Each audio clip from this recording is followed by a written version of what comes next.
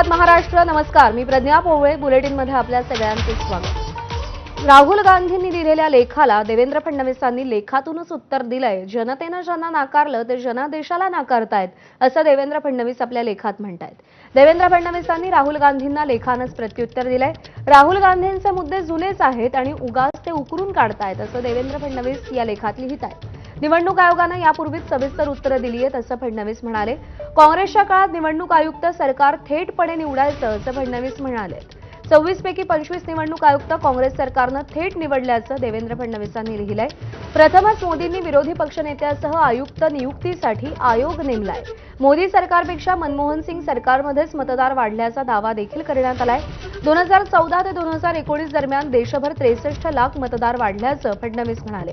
तर 2019 ते 2024 दरम्यान देशभरामध्ये 75 लाख मतदार वाढले असं फडणवीस म्हणाले. 2004 ते 2009 या दरम्यान देशभरामध्ये 1 कोटी मतदार वाढले होते अशी आकडेवारी फडणवीसांनी सादर केली आहे. 2024 मध्ये मतदारसंख्या वाढीत काहीही असाधारण नाही असं देखील देवेंद्र फडणवीसांनी नमूद केलेलं आहे. महाराष्ट्रामध्ये 2024ला 5%, 2019ला 4% मतदार वाढले, तर 2014 मध्ये 3%, 2019 मध्ये 1% आणि 2024ला 4% मतदार वाढले. कामठीतल्या निकालाला माढा, श्रीरामपूर आणि वणीतल्या निकालानं प्रत्युत्तर दिल्याचं देखील फडणवीस म्हणतायत. मतदानाचा टक्का अचानक वाढला म्हणणं हास्यास्पद असल्याचं फडणवीसांनी म्हटलंय. शेवटच्या तासात टक्का वाढला म्हणणाऱ्यांनी दर तासाचा वेग पाहावा. दर तासाला सरासरी 5.83% मतदान झालं. शेवटच्या तासामध्ये 7.83% मतदान झालं. यात विशेष काय असा सवालही त्यांनी केलाय. 5 ते 6 दरम्यान रांगेतल्या सर्वांना मतदान करू दिलं जातं हे माहीत नाही का? 3 डिसेंबर 2024चा आपला लेख वाचला असता तर ही वेळ आली नसती. लोकसभेलाही दुसऱ्या टप्प्यात 5 पर्यंत 60.96 आणि अंतिम 66.71% मतदान झालंय. जिंकलात म्हणून दुसऱ्या टप्प्यातलं वाढीव 5.75% मतदान दुर्लक्षित करायचं का असा सवाल त्यांनी केलाय. शेवटच्या तासात मतदान वाढलेल्या जागी एनडीए जिंकली म्हणणं हास्यास्पद आहे.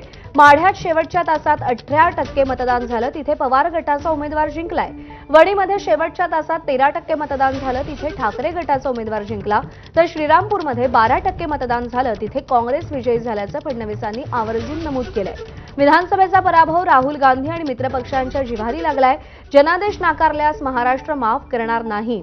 लोकांच्या अपमानाचा आपण निषेध करतो असं फडणवीसांनी या लेखामध्ये लिहिलेलं आहे.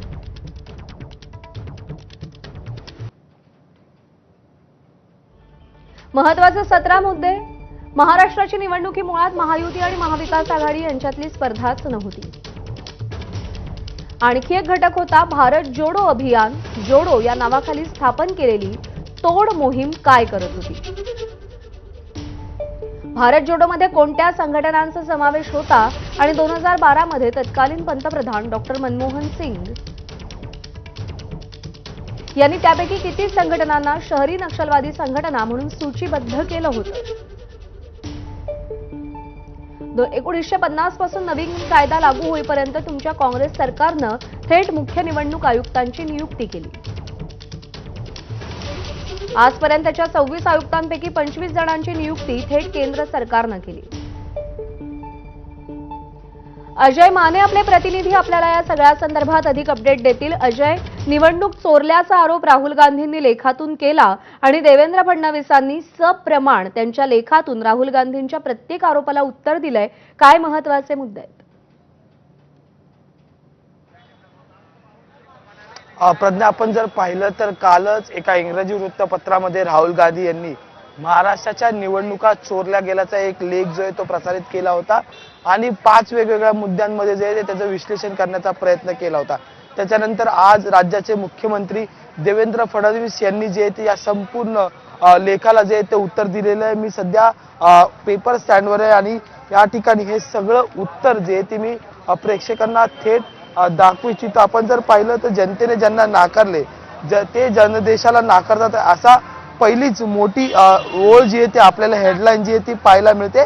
आणि त्याच्यानंतर आपण जर पाहिलं तर इतर सविस्तर मुद्द्यांचं वार्तांकन जे ते या ठिकाणी देवेंद्र फडणवीस यांनी केलेलं आहे. यात सगळ्यात विशेष बाब म्हणजे की यंदा चर्चा झाली ती म्हणजे की मतदानाची आकडेवारी आणि टक्केवारी वाढल्याची.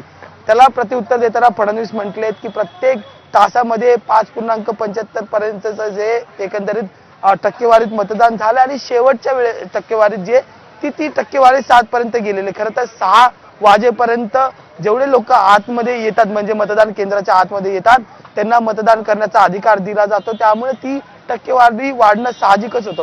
यात विशेष बाब जी नमूद केलेली आहे प्रज्ञा, ती म्हणजे की ज्या एकंदरीत असे महत्त्वाचे मुद्दे निवडणूक जाणून घ्यायचे, अधिकारी थोडंसं थांबवते याच्यासाठी, कारण काँग्रेसचे प्रवक्ते अतुल लोंढे सध्या आपल्यासोबत आहेत.